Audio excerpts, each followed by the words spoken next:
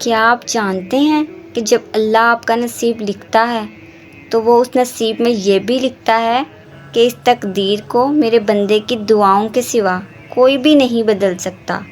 ہم اکثر یہی سوچ کر پریشان ہوتے رہتے ہیں کہ اگر ہمارا مانگا ہوا کسی اور کو مل گیا تو کیا ہوگا، حالانکہ اللہ تو پہلے سے ہی سب کچھ طے کر چکا ہے۔ یہ بھی کہ آپ کو آپ کے نصیب سے کیا ملنا ہے، اور یہ بھی کہ کن دعاؤں نے آپ کے دل کا حصہ بن کر آپ کا نصیب بدلنا ہے۔ تو پھر آپ کیوں ان وسوسوں سے پریشان ہوتے ہیں کہ دنیا ہم سے ہماری چاہ نہ چھین لے؟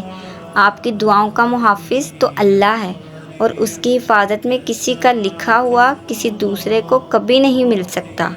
جو بھلائی اللہ نے آپ تک بھیجنی ہے وہ آپ تک ہر حال میں پہنچ کر رہتی ہے۔ جو معجزے اللہ نے آپ کے لیے مقرر کیے ہیں وہ معجزے ہو کر ہی رہتے ہیں۔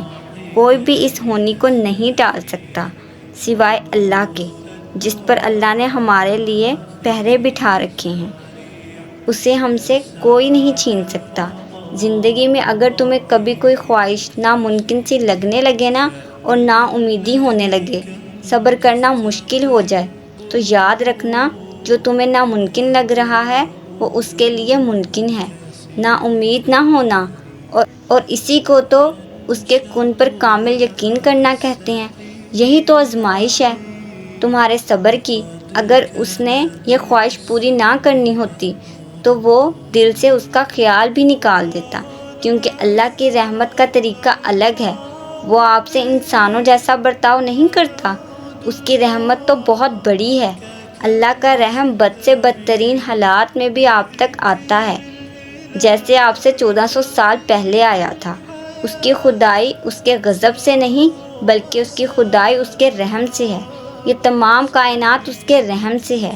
اس کا غضب صرف تب آتا ہے جب اس کا بندہ اس کی نافرمانی کی آخری حد سے بھی باہر نکل جاتا ہے، لیکن تب بھی وہ اپنے رحم کی گنجائش رکھتا ہے۔ تب بھی اگر انسان معافی مانگ لے تو اللہ معاف کر دیتا ہے۔ تو پھر آپ کس انتظار میں ہیں؟ آپ کس چیز کا انتظار کر رہے ہیں اور کتنا انتظار کریں گے؟ کیا آپ کو یاد نہیں کہ اللہ نے کیا فرمایا تھا آپ سے؟